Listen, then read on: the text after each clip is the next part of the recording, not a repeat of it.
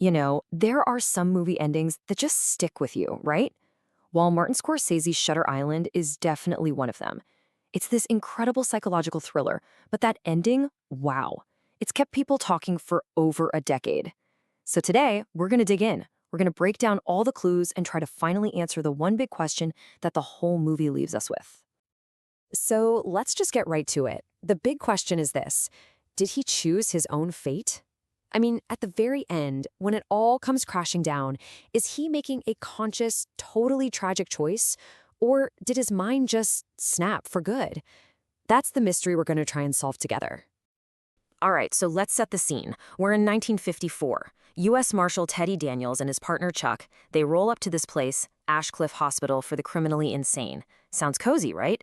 They're there to solve what seems like an impossible case. A patient has just vanished into thin air. But man, from the second they set foot on that island, you just know something is seriously wrong. And this is where Scorsese is just a genius. He doesn't really hide the twist. He literally sprinkles clues right in front of our faces the whole time. You start seeing these little glitches in what Teddy thinks is real, just tiny moments that feel off. It's all designed to make us feel just as paranoid as he does. And once you see it, you can't unsee it. The clues are everywhere. Remember that patient who's drinking from an invisible glass? Or how about Chuck, the supposed tough guy marshal who can't even get his own gun out of its holster?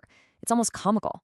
And you've got another patient secretly shushing Teddy, the guards acting like they couldn't care less about a missing person. The whole thing feels staged. Even Teddy's clothes look like they were just grabbed off a rack. They just don't fit right.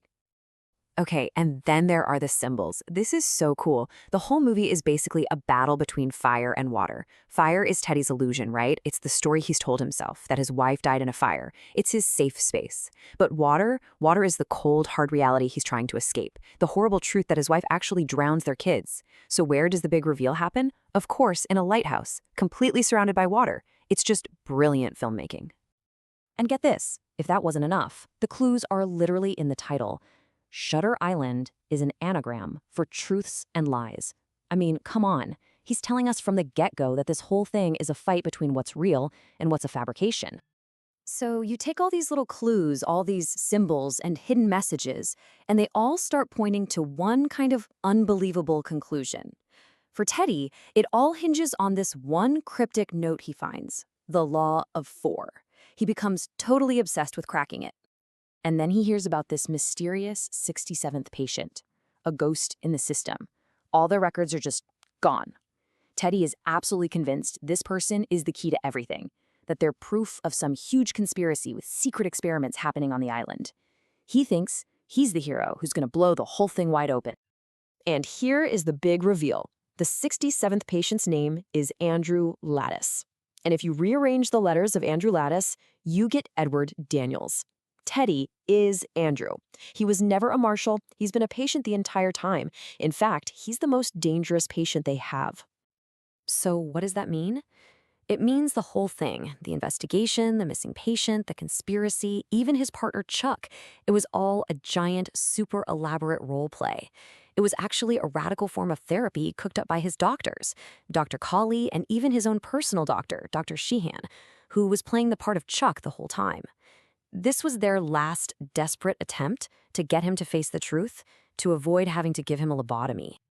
Okay, so after that mind-blowing reveal in the lighthouse, it actually seems to work. Andrew seems to finally accept who he is and remembers what really happened. But then, the next morning, he's sitting on the steps and something shifts. And this is where the debate that's been raging for years really kicks off. Basically, it boils down to two main theories. Theory one, the trauma is just way too much and his mind just breaks again. He really does relapse back into being Teddy Daniels. The whole therapy was a failure. Theory two, which is so much more heartbreaking, is that he's totally lucid. He remembers everything, but he just can't live with being that monster, so he fakes the relapse, knowing it means he'll get the lobotomy. And really, the key to the whole thing, the entire weight of this final, devastating moment, it all comes down to one single, unforgettable line he says to his doctor. He turns to Dr. Sheehan, the man he knows as Chuck, and he asks him that question. So what is it? Is that just the crazy talk of a man who's lost his mind again? Or Is it a message? Is he telling his doctor, I know who I am, and I'd rather die as the good man I invented than live as the monster I truly am? You know, Dr. Sheen's little signal to the other doctor makes it seem like the therapy failed. But that final line, man, it tells a completely different and way more tragic story. Ultimately, Scorsese is a master, and he leaves it up to us. Did Andrew really relapse? Or did he make the conscious choice to just erase himself because the truth was too much to live with? It's the kind of question that makes this movie stick with you forever. So now I gotta ask you, what do you believe? What really happened at the end of Shutter Island? Did you enjoy this video? Be sure to subscribe to Room of Opinions and ring the bell to be notified about our latest videos.